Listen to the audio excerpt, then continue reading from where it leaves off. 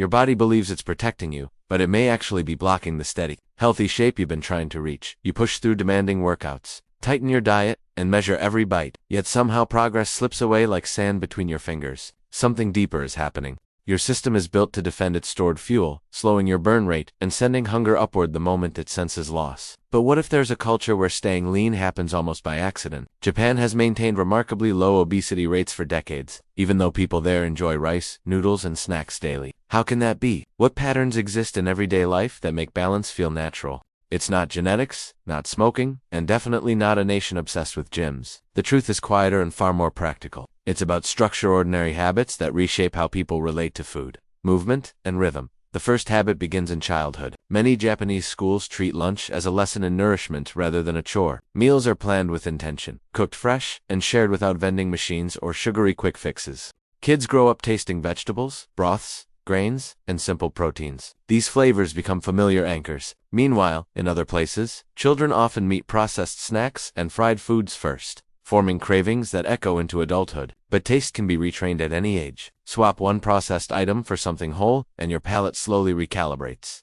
The second habit is about convenience. Japan is filled with small shops offering surprisingly balanced quick meals. Instead of oversized fast food, you find soups, rice bowls, grilled proteins, and vegetables ready in minutes. This aligns with a psychological truth. People choose what's close, not what requires heroic willpower. Build an environment where good options surround you, and healthier choices become your natural default. Next is portion philosophy. Instead of giant plates and endless refills, meals often come as small dishes arranged with variety: rice soup, vegetables, fish. There's a tradition of stopping when you're pleasantly satisfied rather than stuffed.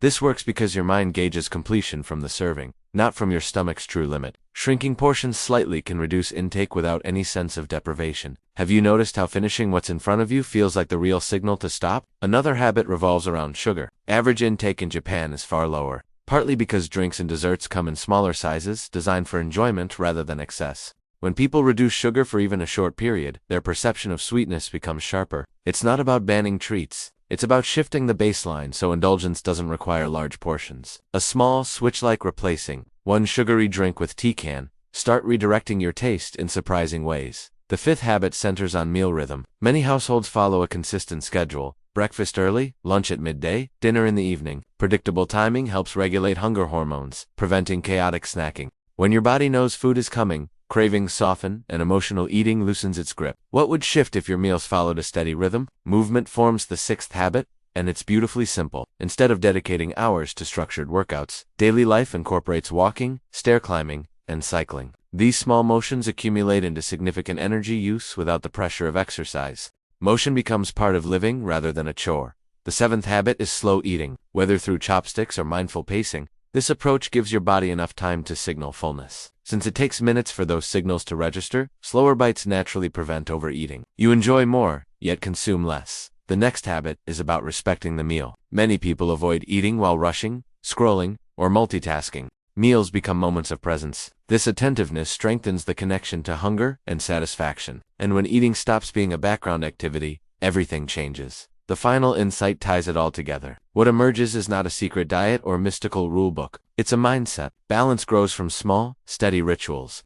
When you stop fighting your biology and start cooperating with it, the struggle begins to ease. Consider how different your days might feel if your environment and timing worked with you, instead of against you. Imagine opening your fridge and seeing options that make nourishment easier. Picture meals that bring calm rather than pressure, and cravings that quiet down because your system finally feels supported. These shifts don't happen overnight, but they happen steadily, and they are sustainable. Change begins with awareness. When you recognize how tiny adjustments shape your hunger, your comfort, and your energy, you start to see your habits not as chores but as tools. Every small choice becomes a message to your body that you're creating stability. By learning from cultures that emphasize simplicity and balance, you can design a lifestyle that supports long-term well-being. These ideas aren't rigid rules, but gentle guides that help you reconnect with what your body already knows. Small choices, repeated with intention, reshape everything. If any of these ideas speak to you, choose one and try it this week. And if you'd like more insights like this, remember to like the